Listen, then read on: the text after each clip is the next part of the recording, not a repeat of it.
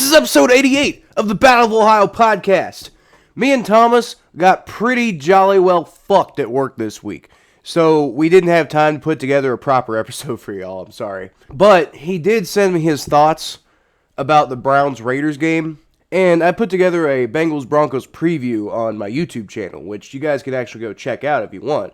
But what this episode is going to be, it's going to basically be those two videos smashed together. So you actually, I guess, aren't going to have too much incentive to go over to my YouTube channel and watch that video. But if you want to see more videos like it, I would definitely recommend going over there and subscribing. At the end, I'll put together a little video explaining kind of how the Battle of Ohio podcast Fantasy League playoffs ended up shaping up. And unfortunately, we're not going to be able to get to the state of the AFC North this week just because, you know, we had to put out, we basically had to put out this episode, you know, as, like, stripped down as possible. Unfortunately, we just didn't have time. So, thanks for your patience, everyone. The holiday season coinciding with the most important part of football season is actually kind of an insane, like, tightrope that we've had to tread all year. But luckily, the Steelers still suck. Let's go. Welcome to the Battle of Ohio podcast, where we follow the revival of the historic rivalry between the Cincinnati Bengals and the Cleveland Browns.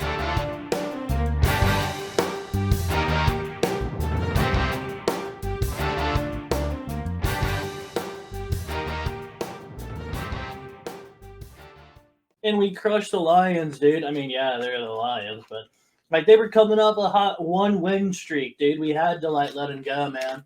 And like, you know, you're gonna lose games, man. Yeah, we're a little inconsistent on like defensive side of the ball. Can't, you know, stop the run with this shit, but.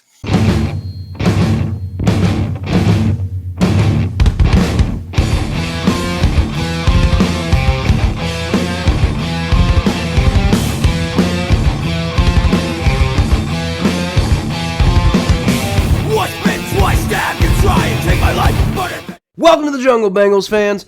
I'm Kyle Phelps, and this is crunch time! As I've said before, the fact that the Bengals are playing meaningful football in December for the first time since probably 2015, that fact is not lost on me. This season has been the most fun that I've had as a Cincinnati Bengals fan in years, and I think that we, as fans, need to remember that for our own sake.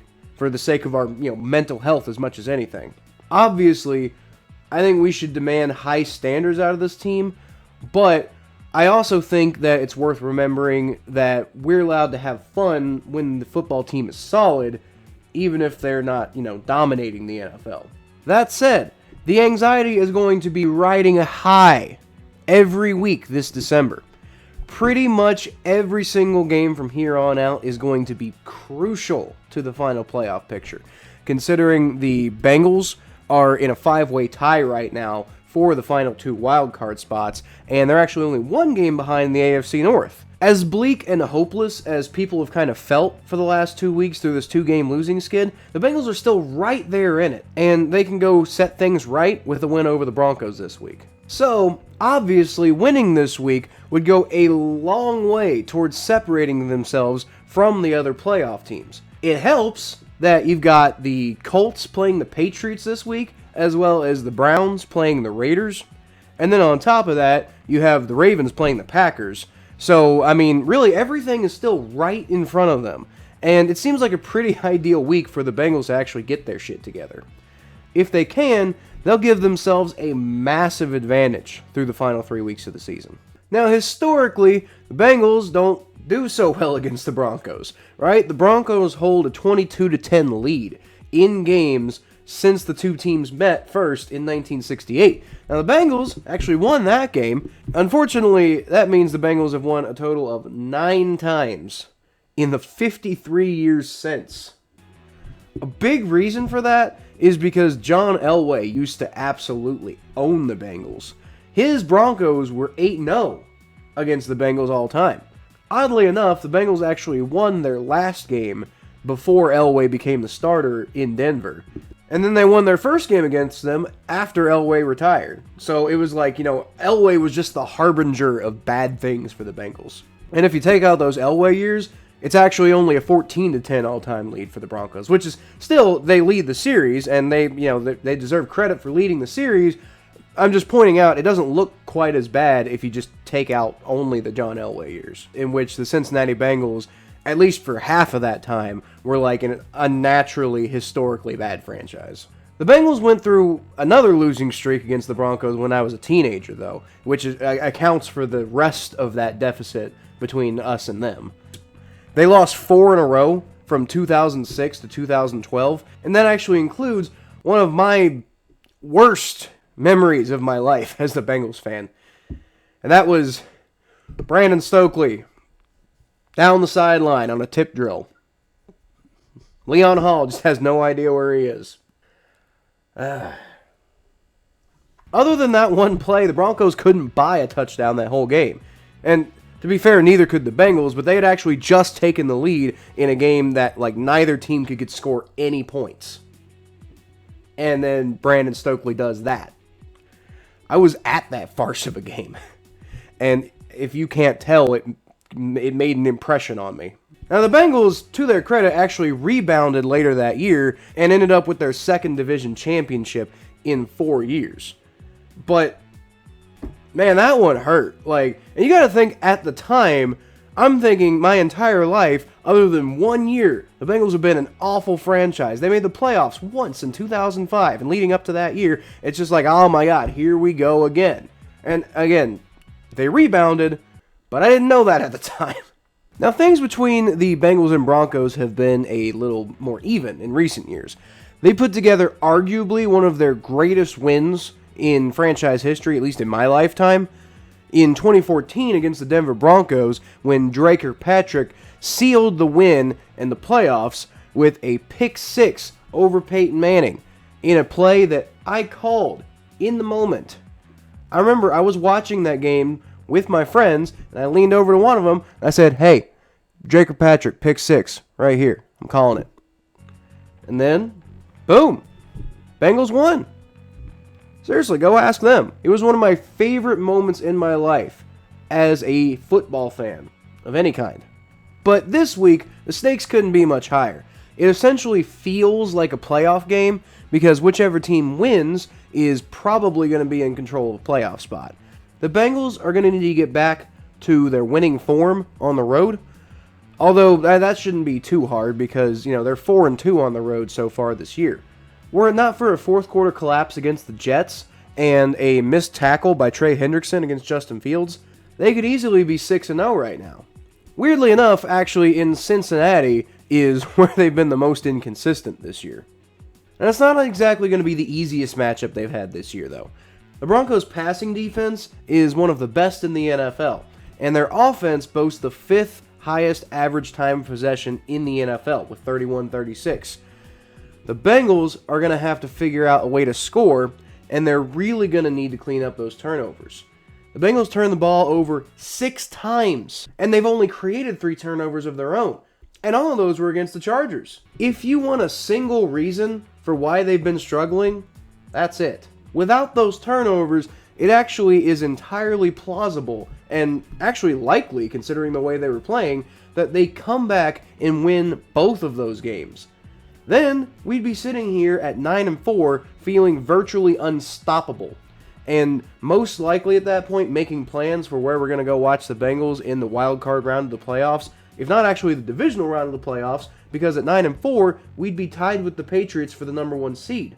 Instead, we're staring a must-win game in the face, and we're only still in contention for the AFC North because it's completely fallen apart. That said, if you win this week, those weird losses from the last couple of weeks seem a lot less relevant. Suddenly, you're 8-6 and one of the favorites to make the AFC playoffs.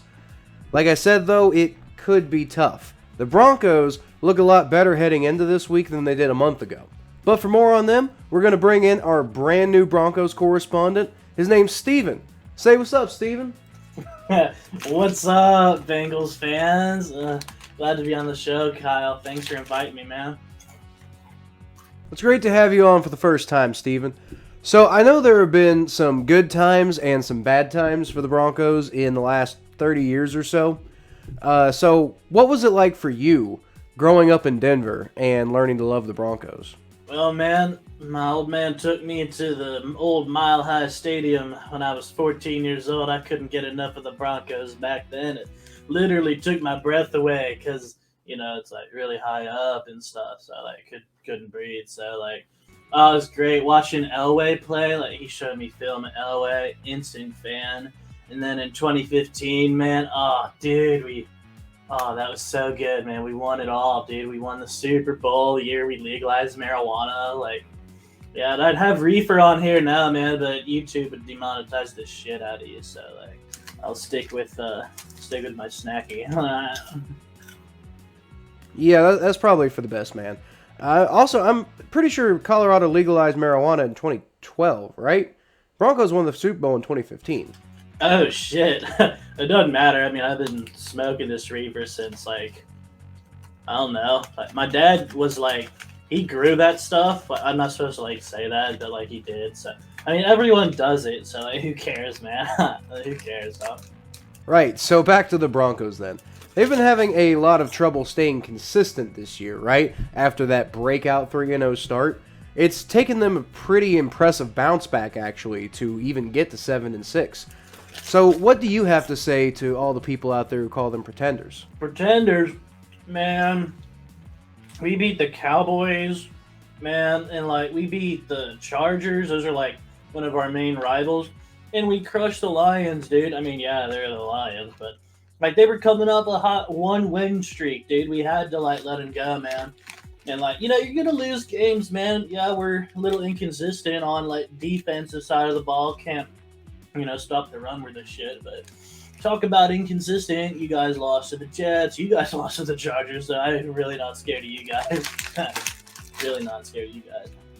Well, maybe you should be, because I'm not sure this Broncos offense actually matches up well with the Bengals defense. The Bengals defense has been stellar against the run this year. Actually currently tied for 9th best in allowed yards per carry with 4.1. But that's what the Broncos do best, right? They run the ball. What do you think is going to take for the Broncos to come away with a win this week? Well, we're going to have to run the ball, man, because, Teddy Bridgewater just shows up like he's just looking for his paycheck. So we're not going to win a Super Bowl with that guy, man. I mean, running game stellar. I mean, we got Javonte Williams and Melvin Gordon. Glad we picked up that guy from the Charge bunch, so they're not running all over us again, man.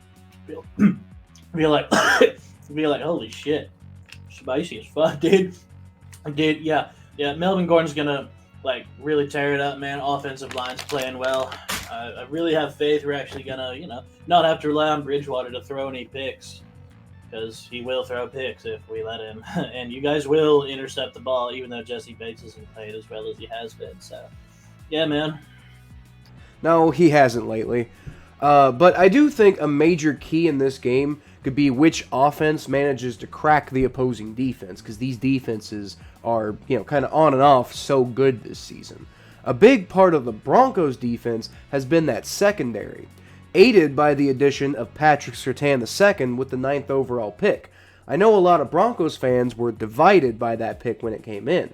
A lot of Broncos fans were hoping for Justin Fields to be the pick, whom a lot of people didn't expect to be still available at number 9.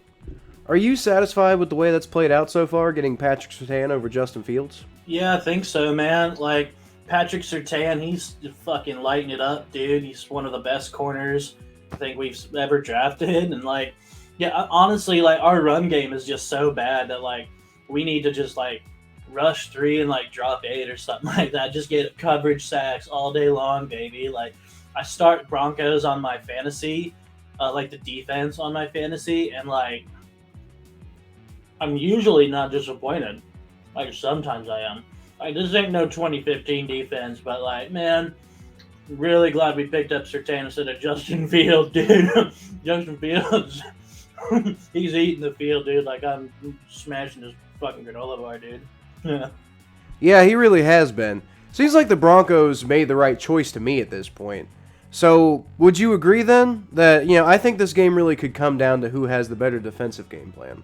Well, Kyle, you got to prepare for a defensive slugfest, man. I mean, dude, I don't know, man. Teddy Bridgewater doesn't really like to throw the ball down the field. so your safeties aren't gonna have anything to do. It's gonna be a game that's all like up front, man, and like, oh my fucking god. So we're gonna run the ball, and you gotta stop the run. That's basically what it's gonna be. You gotta force Teddy Bridgewater to like throw the ball, which he does not do, and he's not going to do. And yeah, I think we'll come away with the win because you're not gonna be able to stop the runner. You know they make cracker Oreos like with like cheese. Oh my fucking god. Yeah, all right, we'll see about that, man. But honestly, I think the Bengals should be able to do a pretty good job of stopping. I shouldn't have smoked that whole thing. You all right? I don't have any left, bro. It's like the weekend. I'm off. I don't have any weed. All right. I mean, not weed. YouTube. Right, exactly. So, if we go ahead and get back on track, I want to go ahead and give the predictions for this game between. Did you hear the cops? Cops. Oh fuck. What? Are you No, all I right? don't think that was the cops, man. It's not the cop. Okay. All right. So, could we go ahead and get back on track here? I want to get your prediction for Yeah, I this don't game. think that was the cops. All right. Whatever. Could you go ahead and give me your prediction for this game? Well, Kyle, I mean, probably going to be a defensive slugfest, man. Broncos got a great defense. Bengals got a great defense. And then, who knows, man? Probably going to be like 17-14 or something, 17-13. I doubt you guys will find the end zone more than twice. But, I mean, I don't know. Bengals could get Brandon Stokely again, like in that one game, you remember, man? You, threw a touchdown pass to Brandon Stokely like last 5 seconds, dude, and then we like won against you guys. That was cool shit, man. That was cool, man. But yeah, I don't know. I think you guys will, probably lose, hopefully. No hate though. I mean, I really like you guys, but I don't really like you guys. Yeah, I wouldn't really expect you to when we play each other this week. But either way, man, I really appreciate having you on this week. Hopefully it won't be another 4 years before we hear from you. But, considering this will be like the 8th time that we've played each other in the last decade, I have a feeling it won't be. Thanks, Kyle. I appreciate you having me on, man. I hope we kick your asses on Sunday, even though, yeah, we probably will, because you guys suck. Thanks. See you, Bengals fans. Pizza's here.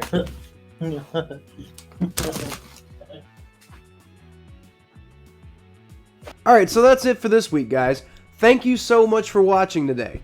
You can always find more of what I do at KylePhelps92 on Twitter, Facebook.com/ThePhelps, my Bengals coverage at ATBnetwork.com/Cincinnati Bengals, the Battle of Ohio podcast, which is available on YouTube, Spotify, and Apple Podcasts, and right here if you subscribe. Also, don't forget, I'll be live streaming the Bengals-Broncos game on Sunday. I'll be doing live commentary and reactions to that. So, until then, I'll leave y'all, as always, with a hootie!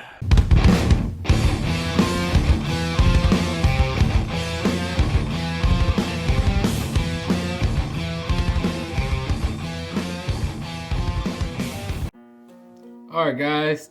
It's Thomas here. So a couple things this week. First of all, I'm just gonna start with the Browns.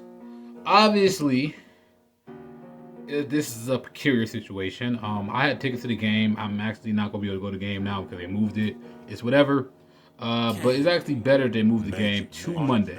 Now I give the Browns time to game plan and give them the time to figure out what they want to do against the Raiders with all these players out. But also the NFL did change up the COVID protocols, which will allow some players to test back into the game. Or maybe they might be asymptomatic and the NFL might have exceptions to them. But let's not hold our breath.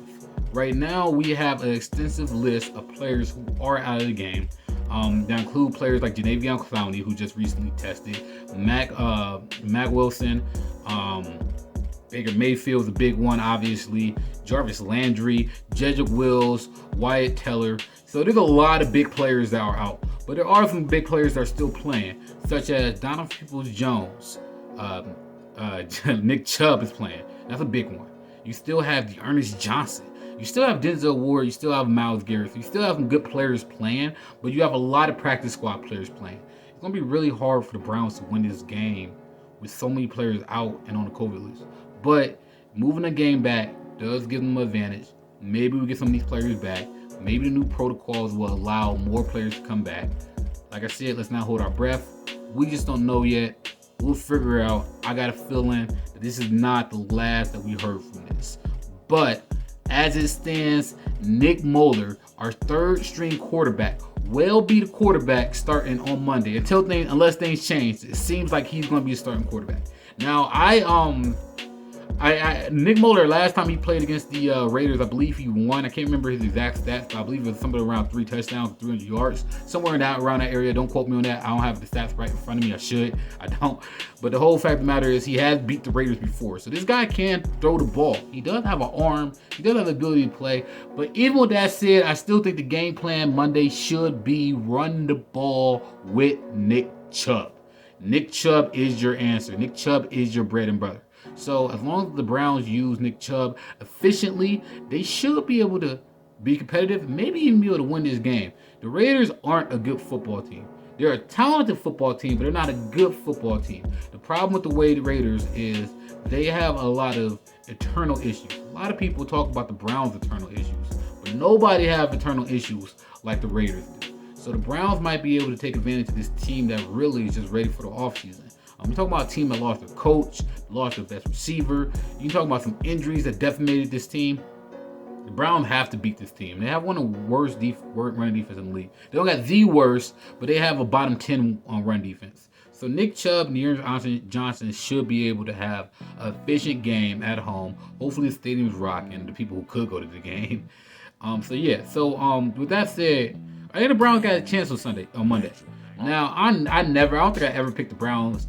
I don't think I ever picked against the Browns on this podcast. There's plenty of times where I should have. But you know what? I'm still going to take the Browns this week.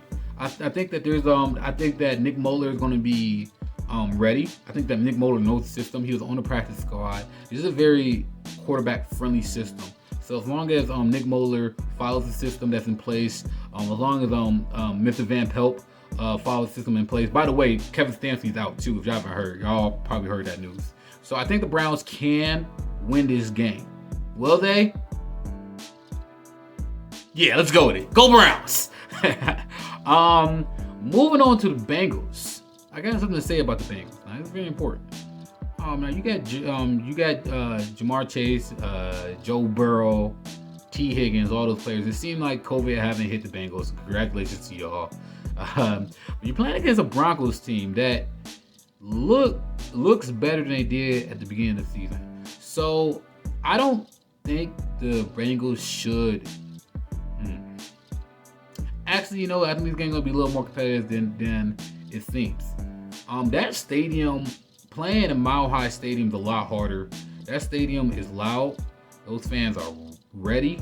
They're gonna be going at the Bengals. They're gonna startle a young team.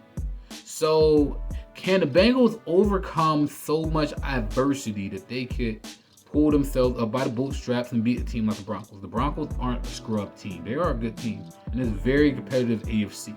I do think the Bengals are a more talented team. You have a more talented quarterback in Joe Burrow. You have a more talented receiver in Jamar Chase.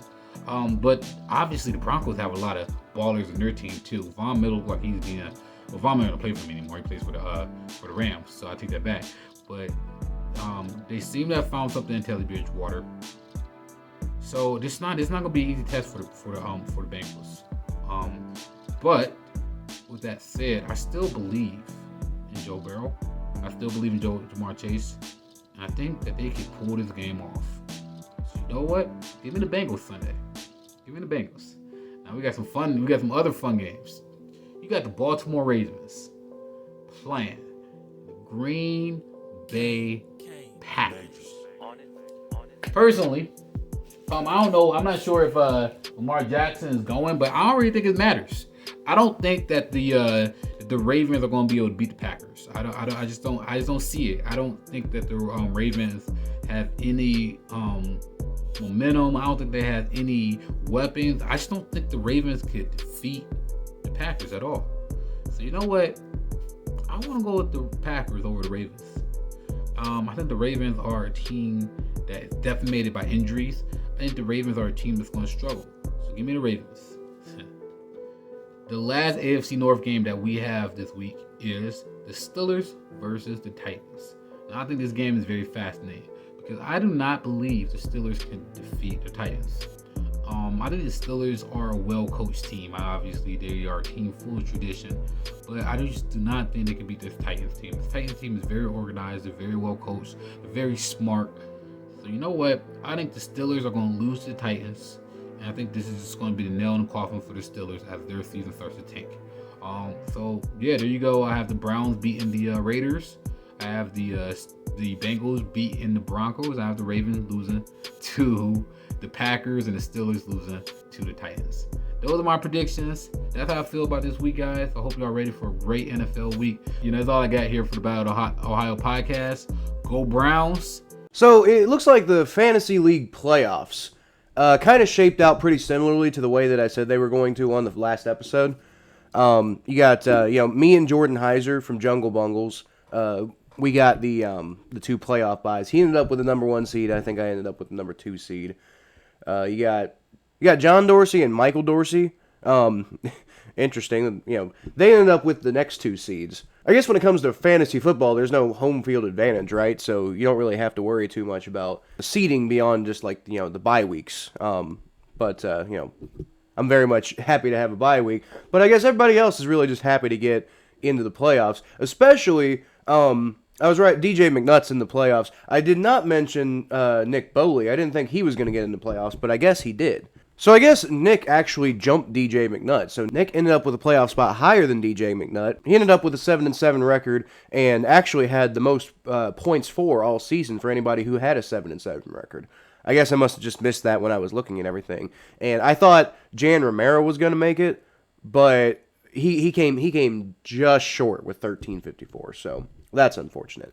But kind of cool to see Nick Boley make it because I didn't think, I thought his team was kind of falling off in the middle of the season. And thank God that the bot that he accidentally created didn't make it. Just barely missed though. The bot was number 7. The bot was the 7 seed. Like, 1 or 2 other things go differently in the season and the bot would have been in the playoffs. So thank God that didn't happen. But anyway, like I said, it's me and Jordan Heiser with the playoff buys. You got John Dorsey and Nick Boley in one of the playoff matchups, and it's looking like Nick Boley got a pretty decent amount of points in the Thursday night matchup, but overall he's not expected to win. Partially because he's got TJ Hawkinson in, so Nick, you might want to change out your tight end. Yeah, Nick, you might want to change out your tight end because TJ Hawkinson's on IR. Jarvis Landry's on the COVID-19 list, and he might end up playing because the Raiders game got pushed back. I would still potentially recommend putting somebody else in. Let's see. Cooper Kupp. I would put Cooper Kupp in over Jarvis Landry. I know you're a Browns fan, Nick, but I would put Cooper Kupp in. You'd have a much better chance of winning this game. And then John Dorsey. I'm not trying to be I'm not trying to be too biased with the advice here. I'd probably recommend putting in Ramondre Stevenson over Chuba Hubbard. But I mean, for the most part, you actually got your lineup pretty well fleshed out. Nick's the main one who really needs to go over his lineup.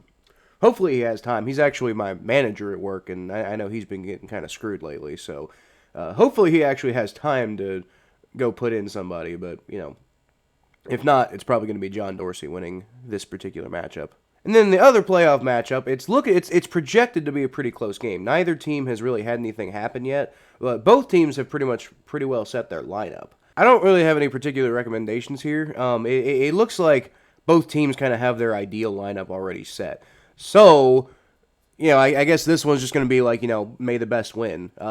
Now, I'm kind of surprised because DJ McNutt's projected to win, and Michael Dorsey has had a much better season.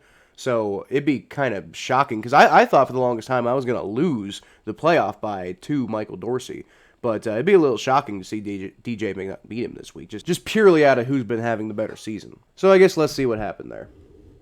But anyway, guys, thank you so much for listening. You can always catch more of what I do at Kyle Phelps92 on Twitter, Facebook.com/ThePhelps. My Bengals coverage on ATBNetwork.com/Cincinnati Bengals. Go check out my YouTube channel, which is just Kyle Phelps. Don't forget to subscribe to the Battle of Ohio podcast if you like what we're doing. And then you can always check out more what Thomas does at T_star94 on Twitter and Instagram. And then he's the Thomas J Network on TikTok and YouTube. And you definitely want to go check those out because he's always putting out some good content. He's got like 4,000 followers or something, I think, on TikTok. So, I mean, you know he's putting out something that's worth watching. But anyway, guys, that's pretty much it that we got for this week. And like I said, apologies that we didn't have like a real proper episode. But, you know, this is about the best that we could do. And we wanted to put out some content for you, you know. But, you know, thank you so much for listening. I'll leave y'all with a hoo-day. And Thomas would leave you with a go Browns. But, you know.